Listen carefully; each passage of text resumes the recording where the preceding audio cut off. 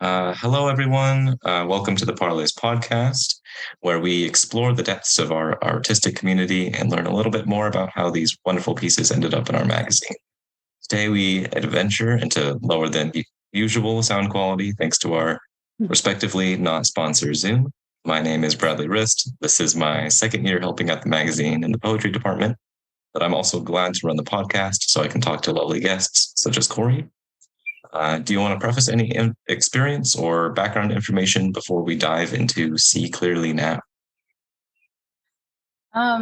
Sure. So, well, first of all, it's such a pleasure to be working with the Parlay again. And yeah, I mean, I've been actually an English teacher myself for a lot of my life, and recently did a big lateral career shift. And this poem is sort of about that. So yeah, I really like to write about things that are actually happening, especially hard things, because that's sort of the guts of life. Yeah. Yeah. Awesome. Well, we're glad to have you as well. I liked reading your poetry last year. Oh, amazing. So, you were also part of poetry then. Yeah. And so I was excited when we got submissions for more of your stuff. I was amazing. Ooh, dibs on running the podcast for this one. Oh, thank you. That's awesome. Yeah. So you had a big career shift. Yeah, I read that in your bio as well. As someone who's also interested in teaching English, is there anything you want to add to like that transition, like how you moved from PDF to PhD, or what is it? Yeah, PDF to PFD. PDF to right, PFD. Right. Yeah. Because I got into kayak teaching and stuff. Sorry, what was your question? Oh, yeah. About the shift. Well, me forgetting immediately what you said is a cue to say that I figured out a few years ago at the age of like 38 or so that I have ADHD. Okay. And that really was a huge thing to discover at that point in your life, especially when you've kind of made your brain the moneymaker. And yeah, like all of my work sort of was like very either mind or heart centric. So like life coaching or writing or teaching, these kinds of things. And once I realized that, things started to click for me, like why I had so much trouble with like spreadsheets and grading and all of the admin that comes with teaching, which is a huge part of the role. Okay, it was always, just so killer. I actually liked engaging with students, but, and teaching, but that side was really tough. And so I took a summer and just did like landscape gardening. And I'm a farm kid, like, I'm 40 now, but I was raised on a farm. I raised goats. And so it felt amazing just to be working with my body again, which it had been so long since I'd done that. So working with my body and being outside. And so, kind of thinking about even getting into that as a career. And then I went, whoa, I have to start at the bottom of some other totally different career. Maybe could I possibly use my, like 20 years of teaching experience some way?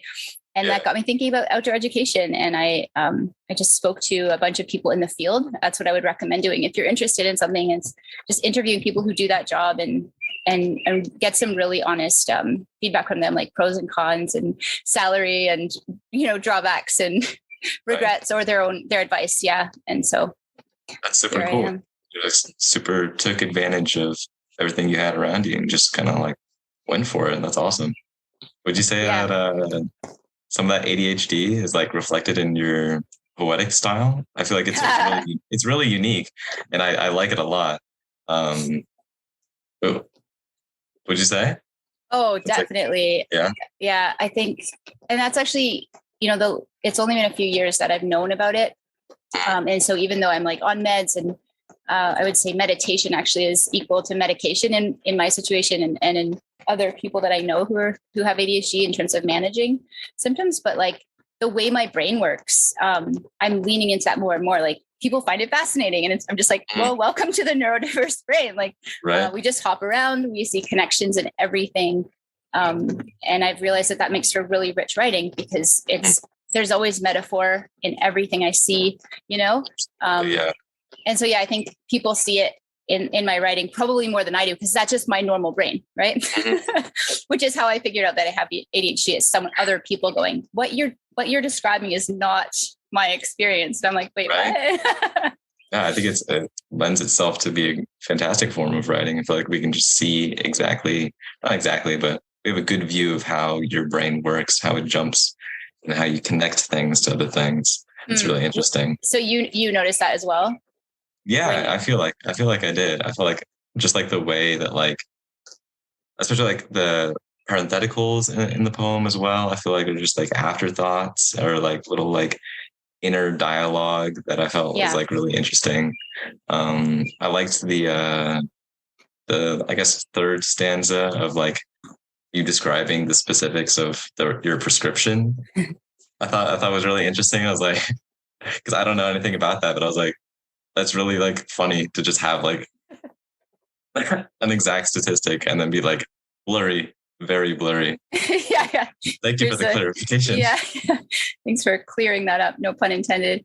Right. Yeah, totally. Yeah. To be honest, I'm trying to be a little bit more experimental because I'm realizing, I think I used to think that in my writing, I had to conform more so that I could get published. And then now I'm in a writing program at Simon Fraser University in British Columbia. And just being exposed to lots of different work, and people are reading my work and going, we love, like, the weirder you are, the more we like it. And I'm like, oh, so I can just be myself and write that down.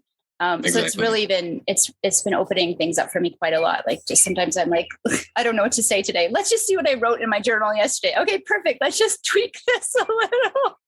Right. I mean, that's what I want. I want more unique writing. I don't want anything that's like, oh, I've seen this a million times or anything like that. I took some notes while I was going through. Also, is the title "See Clearly Now"? Is that a reference to like the song, the Johnny Nash song? I didn't even know that was a thing. Thank you for telling me. There's is it like C like SEA or C like, like I can see clearly now. Yeah. Oh, that song. Okay, yeah, I know that song. I wasn't sure if it was a reference. I can see clearly now. That's one. Okay. Yeah. Yes, totally. I was riffing on that, but then playing with like, it's sea kayaking, right? So kind of playing with that. And then, like, it's just, I find it really fun to think about how, like, the seeing clearly on one level. In another era, this would have been a huge disability before glasses, right? Before contacts and glasses. So I like thinking about that. And I think there was one moment where I was reading a Jane Austen and they were always describing characters having weak eyes. And I was like, oh my God, does that just mean they needed glasses? Do you know what I mean? Oh my gosh. I guess I never really thought about that. Yeah. So it's just funny to me that if I'd been in a different era, like I might have been considered like quite handicapped in that way, and or disabled. And, anyway, so that was part of, just kind of trying to riff on that in a million different ways. Oh, yeah. And then now is like the present. I'm just always trying to stay present. And that's what keeps me sane and happy. So. Yeah. I feel like that song is like a good, like, kind of hidden metaphor for like, because it's like overcoming obstacles, I think is like one of the lines. So I was like, oh, yeah. Yeah, that's so true. And it's a reference I didn't even think of. Is just like, now that the rain is gone, you live on the West Coast. It's, basically where I was doing this training it's a temperate rainforest, Pacific Rim National Park. And so it's a lot of rain. Nice. I noticed a lot of very interesting, like enjambment, the way that you hop from one line to the next. Was there like any like hidden purposes that I'm missing for like when you decide to jump to the next line? Can you do you mean just can you give me an example? Sure. Like in the first two lines you say, I like the way the world blurs when and then you cut there to take my glasses off. Yeah, that's such a great question. I think I like messing with that a little bit and not doing, again, like trying to be a little bit more playful rather than using the fancy term experimental. But we get in ruts as readers, right? And so sometimes I want to play with that. And a lot of times it's very just instinctual. It just feels right to me one way. And it could feel, like I could just say, I like the way the world blurs, new line when I take my glasses off. Would be like maybe more standard. And so I think that's what I would have thought. Yeah. And I think as someone who, like, I've taught specifically grammar for many, many years, like English grammar, and I study linguistics. And so it's it's fun to kind of like know all the things about convention and, knowing like, oh, this is a relative clause or whatever. And then being like, I will put it in an unusual place. And I'm just curious always how that impacts readers, to be honest. Like if it feels jolty to them, or if it kind of keeps you awake, I guess is maybe one of my intentions. I guess it could keep me awake, although I try to like, I do a lot of like reading out loud when I do read. And so, especially for poetry, like I know that you're supposed to like read it, like, even if there's no like punctuation or anything, if the line continues onto the other line, if it feels like unnatural, just kind of like continue anyways. So it didn't like bother me when I was reading it out loud. It's just something that I took note of. Yeah. Yeah. And then I think like your punctuation is also interesting in a similar regard. Like you have a period on soften, but not on like intensity on line 5. And it's just like decision. Yeah. I feel like punctuation, especially in poetry, is a way to either bring things together or separate things and leave some space, right? And so, like if I want to, it's essentially me saying like, just linger with this word soften, like let it soften you a little bit in that moment or something. Okay. I see that. PDF to PFD was a great joke. It actually took me a little bit since I didn't know what a PFD was. And then I was like, trying to figure it out. It took me like a few minutes, and I was like, oh, this is actually a life jacket. Yeah. I'm just silly. No, I think it is a bit more of an industry term. Like I'm used to it now, but I think there was a point where I would have just said life jacket. Yeah. Oh yeah, definitely. I think you like tackle the line between very like personal writing and like relatable. So like you tackle the line very well. And like it's not, because we'll see some writing that's like very personal and they'll provide the context for it. And they'll be like, oh, there's no way that I would have known any of that. And then there'll be some writing that's like very, very general, very broad. It's like, oh, okay. Yeah, of course. Relate to that. I think you have a very nice middle ground where there's some things that are like, maybe we could only know with like very subtle clues in the writing or from like your bio. And there's some things where it's like, yeah, of course. Relatable. Oh, cool. Well, thank you. I think that's exactly what I want. And I feel like if we write in a very vulnerable way and in a very real way, then, our situations are unique, but human experiences and emotions and reactions and relationships are, there's some major themes. So sometimes, I think getting really specific, I hope that people can, in some way, like latch onto that and go, that hits home for me. Like, that's what you want, right? Is for people to be like, this kind of did something for me. Whether it, it made me laugh or it made me feel uplifted or inspired or challenged or whatever, maybe angry. It could be angry about something, Yeah, I have some, I think there's some in the magazine that's about anger and like allowing you to be angry, things like that. So I think that's like kind of the whole point of talking about these things is like, not just like building a community and being like, hey, friends, it's like, we're sharing some deeper parts. Yeah. Be real. Yeah. Absolutely. Let me see. Ooh, I liked this line. I dive into the wild green, and then you had the comma after wild, which threw me at first. Because I would just associate the wild green, but I dive into the wild green. Yeah, it's actually my absolute favorite line as well. Yeah. Okay. Yeah, it's fantastic. It deserves the whole stanza. So I was so green, like it was ludicrous, like I just, and so unprepared. There's a picture of me that I would actually be so excellent to include in this if people need the context, but I just didn't even have the right rain gear. And it rained a lot. It was April and, we're in a temperate rainforest in April. And, and my rain gear was not doing the job. Like after about an hour, it would come through. So there's a picture of me. I just got out of my like emergency gear that we're supposed to bring for clients, like as an example, because we're training to be kayak guides. I was wearing this thing. It was just like a clear plastic, like the texture of grocery bag that are now banned, but it's that texture and it was clear plastic and it just had like big arms. It was just basically like a plastic poncho that was like from the dollar store, and I'm wearing it over my like rain gear. So I was like, this is what I have, I'm so not. It'd be so uncomfortable too. Oh my God. And people were just like, my one guide, he was amazing, or the guide trainer, he was just like laughing at me. And I was just like, I was at the bottom of the barrel. I was like, I don't care. Like, this is what I have. I made it here. I paid for the course. Like, I'm doing the best I can, Absolutely. But it must have been absolutely ludicrous to see. Was it like humid too? It was more cold. Oh, really? Yeah. At that time of year. Yeah. Yeah. Gotcha.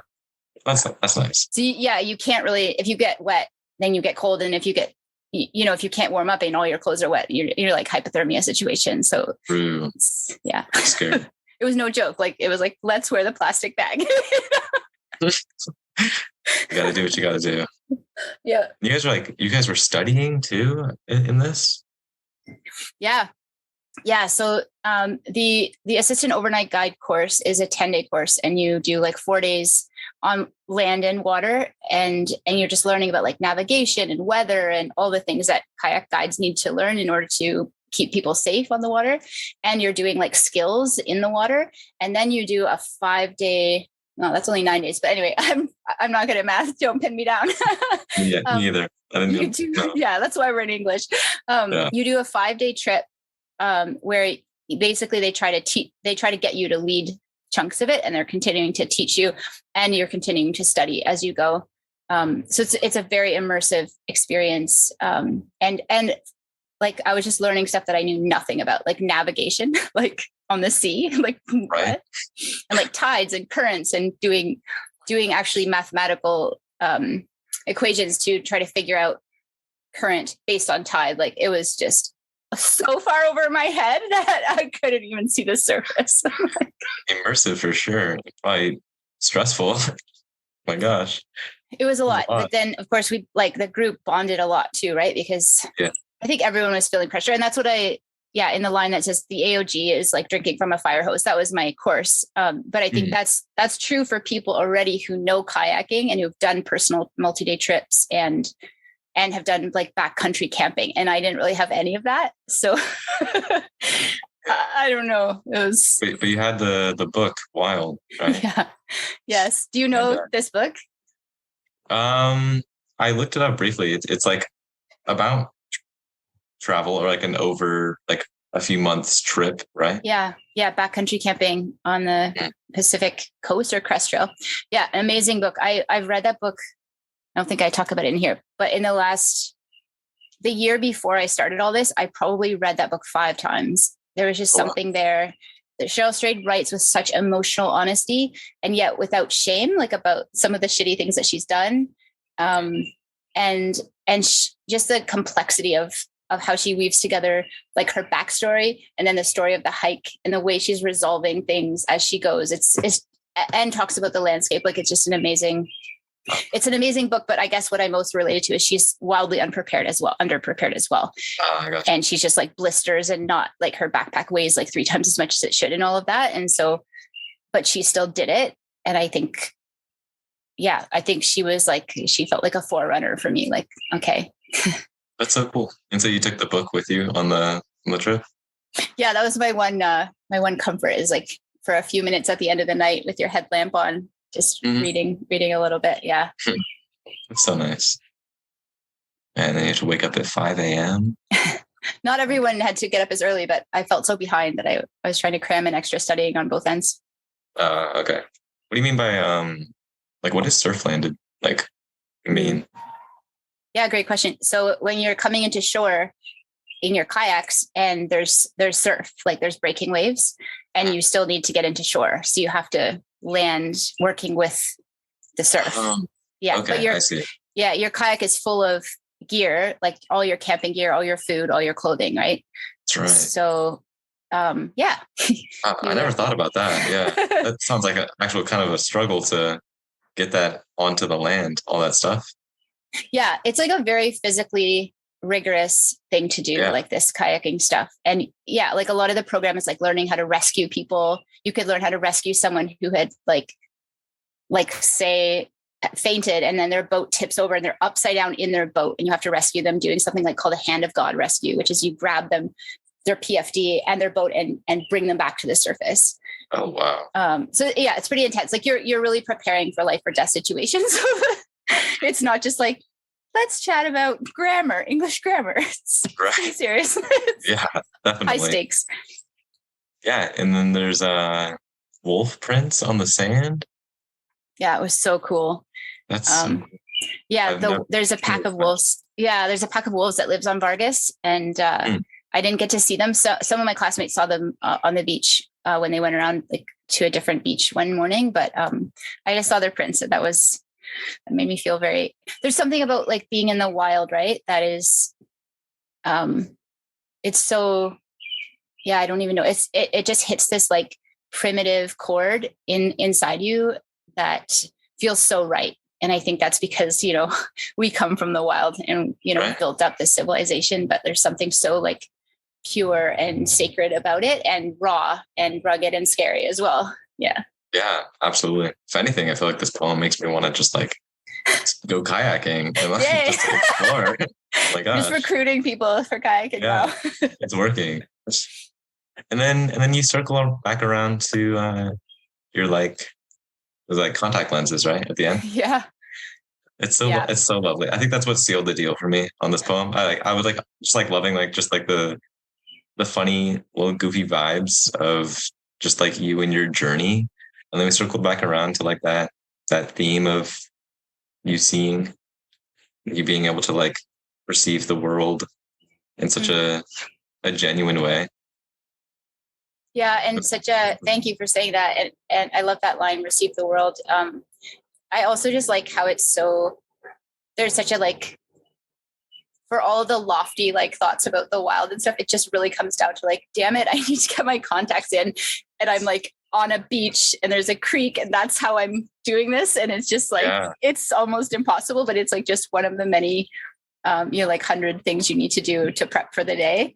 And there's just like such an elemental practicality about so much of this stuff that it is kind of funny. Like you have to laugh because you could just have to start all over again. With any of these processes. And also, isn't it like with oysters, it's like a piece of sand that with pearls, it's like a piece of sand gets into a shell and then it like irritates it and then a pearl forms. Don't quote me. I think that's the case. That could be. It kind of sounds right. I wouldn't be surprised. Something crazy like that. We'll have to ask Google. Right. Oh yeah. Okay. Contrary to popular belief, pearls hardly ever result from the intrusion of a grain of sand. Okay. And another irritant, such as a wayward food particle. Okay. Close enough though. I'll take it. That's cool. Okay.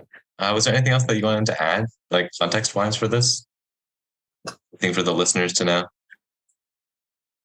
No, I think that you asked great questions. I think that's it. Okay. Yeah. Perfect. Thank you for sharing. Yeah, hopefully, you're welcome. The listeners will have a fun time enjoying your journey now, having heard more about it. Yeah, exactly. Hopefully they'll want to get out on the water and see wolf prints, but avoid the actual wolves. Yes.